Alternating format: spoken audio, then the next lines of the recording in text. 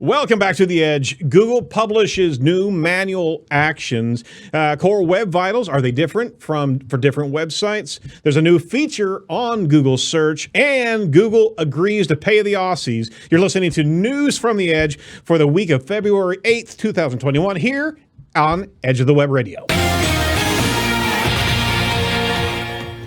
From the Edge of the Web studios, here's what we're looking at this week. Yes, we've actually discovered the pinnacle that most have not. That is the mute button for Morty Oberstein. You wish you had that power, don't you? He can't agree with you right now, or disagree. He's muted. I can see him too. And I think this is driving him nuts. Oh, he's gone. No, I'm just kidding. All right. This is Edge of the Web Radio. I'm your host, Aaron Sparso, and our Site Strategics. Every week we bring you amazing guests to chat with about digital marketing trends and topics. Each week we're covering the SEO and digital marketing news. This show, separate from our weekly interview, so we can get more news to you even more quickly. So we're dropping it every Tuesday in your iTunes stream. So check that out. And hey, also check out the video that we drop as well. You can see all of that over at edgeofthewebradio.com. You can also see us on YouTube just search for Edge of the Web. You'll be able to see us there and the news of the day, because we're also throwing all this on screen so you can see the news articles that we're talking about, and sometimes a screenshot or two about the news in question. So this is the Site Strategics Digital Marketing News Desk of Edge of the Web. Joining me this week to get his take on it, finally. I mean, he's been in the waiting room this entire time. I bet he's like knifing the seats in the Wait, am I really on mute? No. Oh, isn't that a beautiful thing? That'd be terrible. Please have the courtesy to tell me. I feel like I've been talking this whole time. Wait, I thought you First off, where is the green room? Cookies, coffee, something, please? What kind of hospitality is this? Well, we were trying to get a crowdfunding together to send you a bag of coffee. Now you want cookies. Now you want. But somebody offered me online after listening to the episode last week. Do you send some coffee? I should have said yeah. You should have said yeah. I should have. I'm actually a good person who wouldn't take advantage of people like that, despite how I come off on this podcast. So we're actually going to be selling a Morty Oberstein mute button here after the show. Make sure you join edgeofthewebradio.com right there. That's some swag. Send one to my wife. All of our wives need a mute button for us, right? That's true. That's like an anniversary present right there. All right. Whatever for your anniversary, I want you to shut up. It's too bad I already did my Valentine's shopping. That would be a great idea. Really, really would, wouldn't it? Okay, so I can't remember what anniversary it was, but I literally took my wife to go see Terminator 2, Judgment Day. No. That's a love story. Terminator 2. No. It was what was it? It was that reboot that they did. It was Genesis. Yeah, must have been. And okay. Oh, it was excruciating. I mean, that's like the number one movie I think of when I'm thinking of love stories. It's very romantic. It is. I also took her to see Spawn, and we literally walked out of the theater because it was so bad. Wait, you forget the anniversary? You actually saw Spawn in the theater? In the theater, yeah, absolutely. They're rebooting that, by the way. Are they? That's cool. Yep. That was just a terror. I mean, I was a huge fan of Spawn. That was terrible. Like the blue guy? What was that? Yeah. Oh. It was a bad rap altogether. So I actually earned some stripes from her because I was able to. We got to get out of here. Come on. So I watch a lot of B-rated sci-fi, and so I had to at least set the benchmark that she knew that she would not have to endure all the B-rated films. So I kind of took the hit there. All right. Hey, who we're talking to? We're talking to Morty Oberstein. He's the SEO liaison over at Wix. What's going on in Morty's world? What can I talk about Morty's World and Wix? There is a major announcement that by the time this podcast goes live, I will have announced. Currently we're recording. I didn't announce it, but we are announcing a official SEO advisory board for Wix. So over the next 6 months, people like Arij Abu Ali, Michelle Robbins, Cindy Crum, Simon Cox, Andrew Optimizy, and Nick Leroy will be meeting with our SEO product team and offering their direct feedback to help Wix continue to evolve for the needs of SEOs. How did that happen? That's almost like a star chamber there. How did that happen? I said, hey, it'd be a really great idea. Why don't we bring in 6 really amazing SEOs and have them give feedback directly to the product team, because no one's done that before, and it'd be really amazing to do that. And they said, okay. And then I did that. He did that. And then I did that. It's like a cage match, that's what right? happened. There's a lot of details in between this, but no one cares. Well, I got to get some video of that, because I mean, Yeah. Cool. There will be video of this. It'll be coming out. There'll be some interesting things in the works. there will be blood. That's a good movie. But I am very excited about it, because those are some brilliant SEO minds right there. Yeah, absolutely. Yep. Kudos for that, because getting that team together for any type of product is, and that should be amazing. happening more. So we actually still need that to happen in Congress. So how do we get the Right, you guys are still with the space laser folk, right? exactly? Right. And I feel like anything would be. I think a rock would be an upgrade. pretty much just put a SEO, just put a rock out there put a on the rock. table. Yeah, I mean, Yay or literally, nay, rock? is he still running for president next time? The Rock? He was going to throw his hat in the ring. The Rock. The Rock was going to sit. Oh yeah, the rock. Right, that was the See thing. how- I don't know. Was made that a the rumor? segment? There you go.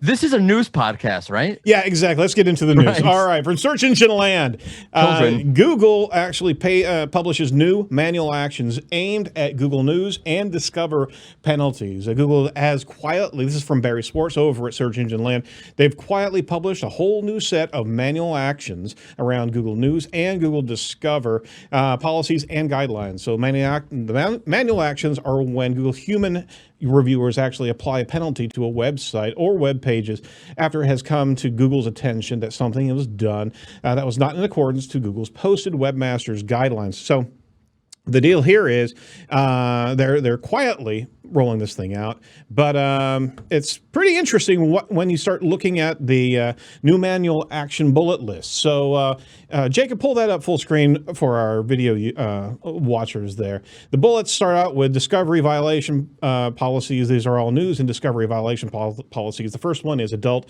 themed content. Okay.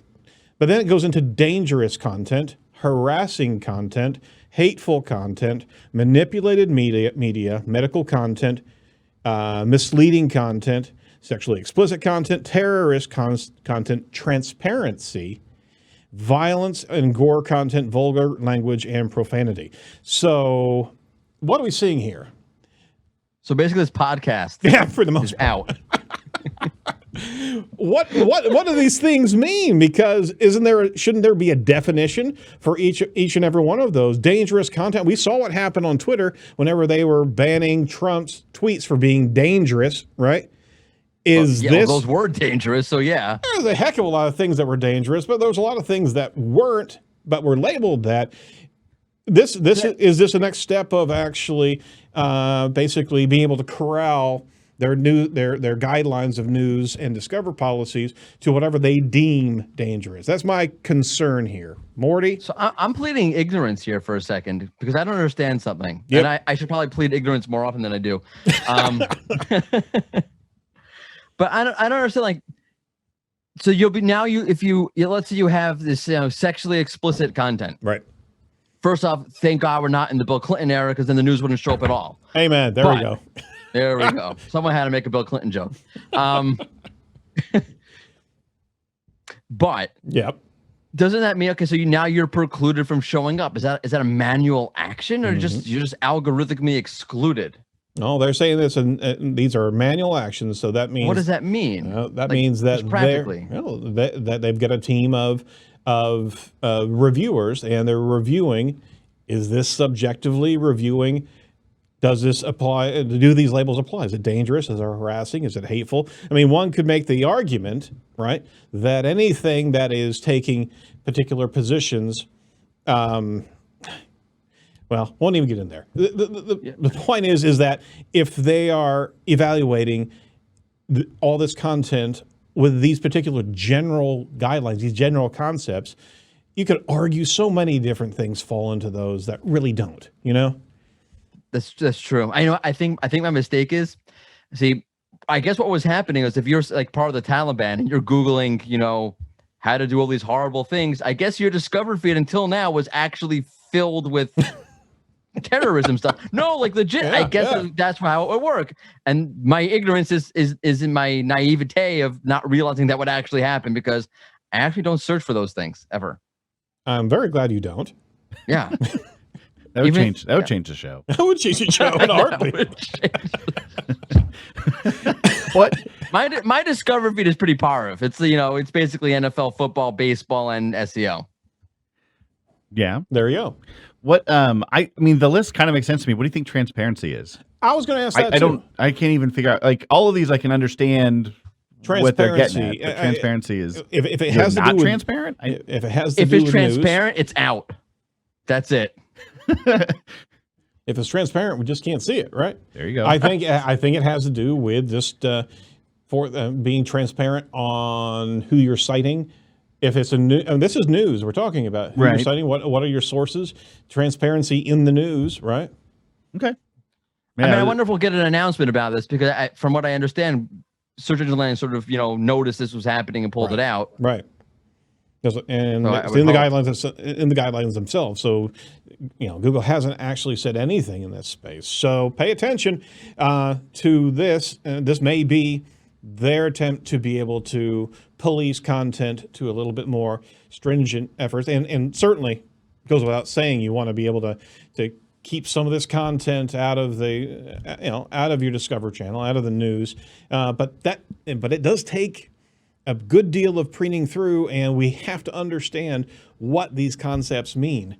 And so we need a little bit of a definition of this. So that said, go on over to Search Engine Roundtable, Barry Schwartz article again. This is Barry Day, by the way. It's always Barry Day in SEO.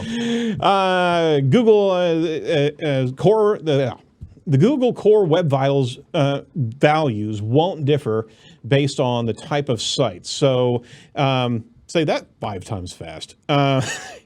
Google won't be giving different levels or metrics of the Google Core Web Vitals scores based on the type of site that you have. So news sites versus e-commerce sites won't make a difference when it comes down to Google Web Vitals score. John Mueller of Google, and friend of our show, said on Twitter, no, we don't differentiate between site by site or page type. He did explain, however, it might feel that way sometimes. In search, you're usually competing with sites that are similar to yours, so it can sometimes feel a little bit like that.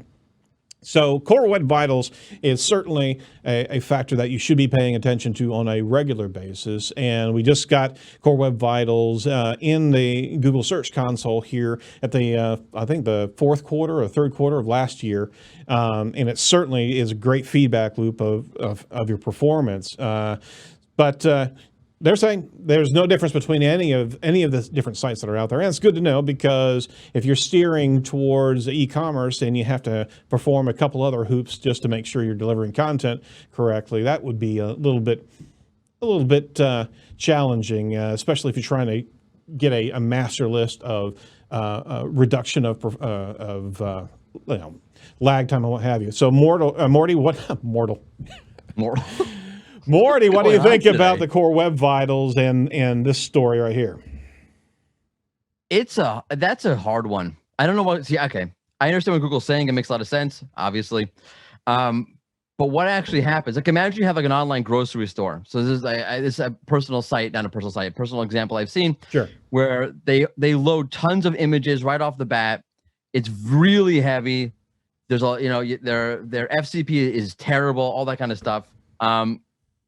But they're doing it for conversions, right? They're doing it because, like, wait, we want the customer to see all of those products load right away, because we see that creates more conversion. So now you're competing performance against conversion, and that is an SEO. That's a hard sell. And look, certain types of sites are just heavier than other kind of sites. Like, what are you supposed to do about that exactly? Exactly. So it's almost like you want to categorize yourself of what type of content you're wanting to provide, as opposed to having the Core Web Vitals just giving you continual poor feedback, poor performance feedback. Yeah, if you're a photographer, you've got heavy images, because that's the content that you're moving, right? And if you're a photographer, maybe you're not using JPEGs because that's that smidgen of quality is a difference for you. Yeah, exactly. It's like, what do you? I mean, that's why the relative speed, the way it works now, kind of works in a sense because, hey, everybody's in the same boat as you. You're not any slower than anybody else, and you're not going to lose any rankings because of it. Because, not that I would imagine they would be any different now. Because what's Google going to do? Not show relevant content because the other site passes core web vitals and you do, or you don't. No, I mean that's if it's 1-to-1, if that's the winning right. factor. So if everybody's in the same boat, right? Because they're all showing. Imagine a photographer. So there's one magical photographer whose site is not heavy and doesn't have those issues. He's not even showing his photos. Right. So in that case, right. So there you go. All right. Great photographer. Exactly. So that type of it's not arbitrary. I mean, they're trying to even the scale there, but there's certainly different types of content that should not be pinged unnecessarily. That's what we're getting to. Right. But on the other hand, so what are you supposed to do? Have different, like, you're a photography site, so that, we're not going to weigh you're not going to weigh, LCP to the same extent as a blog site. Like, right. How do you make the determinations? You almost want to give somebody a doorway, like fast site or more robust. This is exactly what you're looking for site. Right. There's a lot of things. Once you start digging the core web vitals a little bit and you start understanding, okay, how's it actually going to play itself out? Right. It gets a little complicated. There's not a lot of clarity there. Well, on top of that, the feedback loop, the feedback of of Lighthouse and the scoring of web vitals really doesn't give you that much to actually guide yourself. You have to have third-party tools to be able to really dig down into the waterfall and break apart the different lag points that you've got of script loadings and image loadings, what have you. And you're going to need a developer at some point. Exactly. Are you saying there's a lack of transparency? Ooh, there we go. No, clarity. Clarity and transparency are two different things. But Google's always forthcoming, right? Right. All right, so you know what they are forthcoming with? Actually, you know what? I'm going to spin around and actually talk about our sponsor real quick, if I could. Hrefs is a fantastic continuing sponsor of Edge, and they make competitive analysis for SEO very, very easy. Their tools show you how competitors are getting their traffic from Google and why. You can see the pages, the content that send them the most search traffic, and you can find out the exact keywords they're ranking on and which backlinks are actually helping them rank. From there, you can replicate and improve on their strategies. They have a really great SEO audit tool, one of the best in the market, I'd say, for the ability. They've also kind of rolled out a crawl timeline to be able to show you pages, improved pages, and accumulation of problematic pages in their timeline grid. So they just rolled that one out. Have a look there. They actually are giving a great special 7 days for $7, so you can get the entire platform for $7. Be able to check it out, be able to score your own site, and do some competitor analysis. So highly recommend checking out Hrefs. That's ahrefs.com for a trial today. Swim in some great data and be able to pull some fantastic metrics. So go check them out. All right. Regarding what is being forthcoming of Google. See, I remember what I was talking about. There's my dangling segue there. From Search Engine Land, again, with the Barry Schwartz. Google Search launches About This Result feature. Google actually announced it is rolling out a new feature that will communicate to searchers before they click on the result, more information about that search result snippet that they're actually looking at. So this is a About This Result box. It can be triggered if the searcher taps on the 3 dots on the right top corner of the search result snippet. So we're showing the animated GIF from Search Engine Land. Go check that out. It's pretty cool. It's in a beta format, and you can actually expand and find out more about the particular topic, and actually is citing certain information, certain references here. So that said, there's more and more functionality that we're seeing at the SERP level. This is just one small bit of a larger movement of engagement on the SERP page before you actually get to any given web page. It's additional resources. So what do you think about the about this functionality, Morty? Is it kind of marginal, or is it something that's maybe a little bit more important to educate the search audience? So my first comment on that article is that I just realized Barry uses the same picture for like the last 20 years. Barry doesn't Right? But he actually has now 3 dots next to his about the Right. author. So Right. I'm glad we're breaking the most important news here today. That's right. That's right. he said it, Barry. I didn't. Stay on target. Stay on target. Star Wars Two reference Star for you. Wars That's references. I'm counting. The first one for the audience happened before the show, so you That's didn't true. miss anything. Oh wow. Okay. It had I to do with don't- I mean, Jewish space lasers and We talked about Jewish space. It's really a moon laser. the moon laser. We'll That's talk- not yeah. what Anybody has any questions about? I'm doing a master class on Jewish space lasers. How they work, where they are, when you should worry, that kind of thing. I don't get this feature. Well, I do get it. It's interesting. It's cool. Blah blah blah. Right. Wonder how it works for adult sites. But anyway,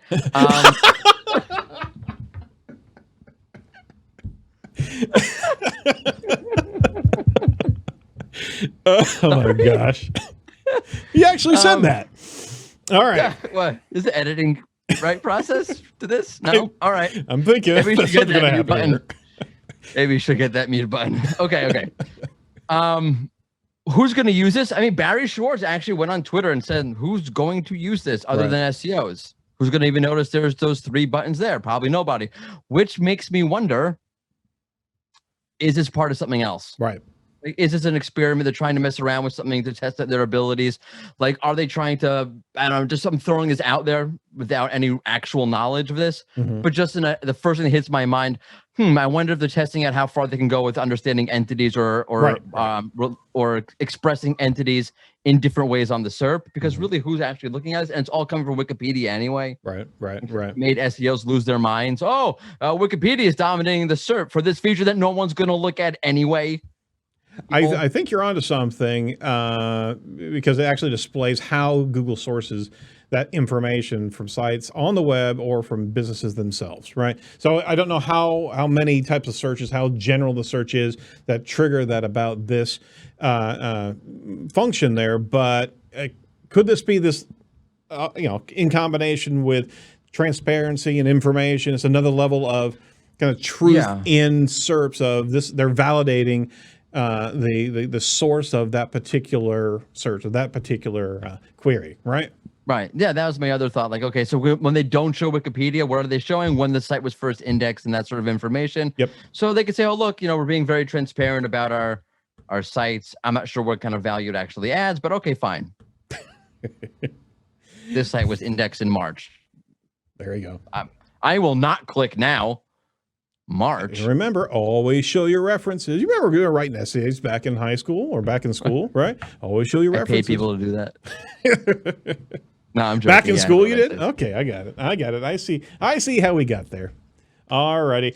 Last article, because we had to, because we were talking again and again about this. This is the last time, I promise, we're going to reference Australia and Google. From Search Engine Journal, Roger Montti writes, Google agrees to pay for some Australian news. They actually announced that they have negotiated to begin paying Australian news with publishers who have agreed to participate in the Google News Showcase program.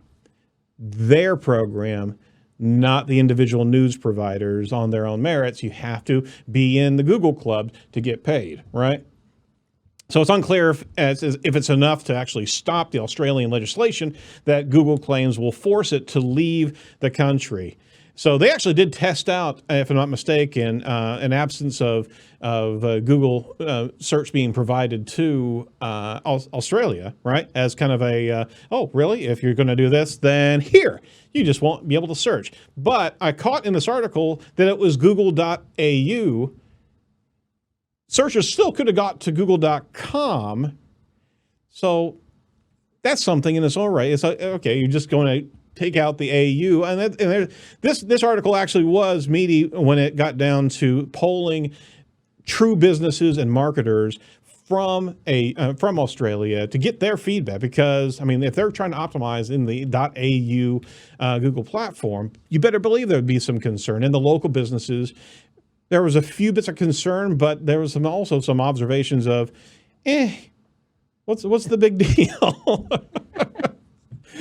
All right, so they're looking to pay the news organizations that join this news showcase. So a complete reversal in so many ways from the layperson looking at this. Okay, Google said, no, you're going to shut this down. Let's go ahead and shut down search. And no, you can actually pay over here. So was this the game all the time? Because that's the exact same thing they're doing with France, right? Yeah, that's pretty much the France thing. I mean, first off, $10 says that we talk about this next week on the show. Something's gonna happen. But it almost feels like a marketing thing. All right. Like, let's get these publishers, let's wet their palate here a little bit, grease their wheels, pay them some money, and then let's see how anti-Google they really are. Yeah, exactly. Yeah, a little bit of coin in the pocket there, and this legislative action. Couple of shekels. Couple of shekels. So he's literally betting that we're going to be talking about. We should have like a little Australian country walking across the screen here. Like a Microsoft paperclip, right? Oh man, I remember that Clippy. Clippy. I saw an Australian SEO, Brody Clark, talk about his success on Bing recently. Yes, he has. Yeah, I caught that. Yeah. Usually you post like, I did X, Y, and Z, and check out what happened on my search console. Like, check out Bing over here. I can already see the shift happening. I don't know if that's going to be a big enough shift to lift Bing's market. I mean, Bing must be dying here. Like, hey, come on, Google, screw this up. Yep. We're over here. Come on over here. Oh my gosh. I mean, I've heard stats of 95%. Market saturation for Google now. Yeah, it's crazy. Oh my Lord. Oh, you know what's crazy? SEO chat. Hashtag SEO chat. Who's hosting it this week, sir? Oh no. I think Carolyn Leiden's hosting it. Oh my gosh, he doesn't know. You had I know. You had one job. It's not my job. It's totally volunteer. Okay. It's not a job. No, she's hosting it this week. I just haven't seen her post about it yet saying, oh, it's coming. Here's what we're talking about this week. Excellent. But I spoke to her. She's hosting it because it's my anniversary actually on Thursday night. Happy so anniversary. I took an SEO chat off. We'll have to send a mute button to your wife. We'll make sure Please. Aaron and I are She'll love there that. since you won't be there to see that we're not. Well, absolutely. Yeah, well, I'm just gonna take her to another Terminator movie. It doesn't go over well, trust me. Wow, really? Yeah. I was thinking about that. I thought maybe that really would go over well. Huh? Shocking. Well, we're certainly going to be there in one way, shape, or form on SEO Chat on Thursday. If you're a betting man, you better believe we're going to be there. I'm betting. Oh, yeah. I see. All right. Jeez. All right. Shame. Well, we wish you the best this week, and happy anniversary as well.